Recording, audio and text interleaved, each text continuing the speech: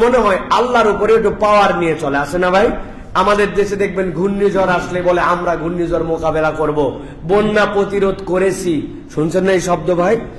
মানে আপনি কল্পনা করতে পারেন এগুলো শব্দের ওজন কি, এগুলো শব্দের মানে কি, যে এগুলো আমরা শব্দ হিসেবে ব্যবহার করছি। সুতরাং এই এনভায়রনমেন্টাল যে সকল বিষয়, এইগুলা তো আমাদের শব্দ সন্ত্রাস আছে, এই শব্দ সন্ত্রাস দিয়া আমাদেরকে শেষ করে দেওয়া হয়। বর্তমানেও অনেক শব্দ সন্ত্রাস চলতেছে, আপনি বোঝেনি না।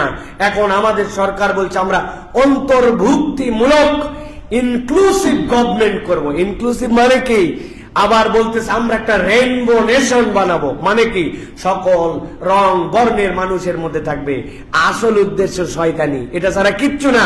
আসল উদ্দেশ্য হচ্ছে যেইগুলা শয়তান, যেইগুলা খবিস, নিজেদেরকে পুরুষ থেকে নারী, নারী থেকে পুরুষ, সমকামিতাকে প্রমোট করে। এখন ডাইরেক্ট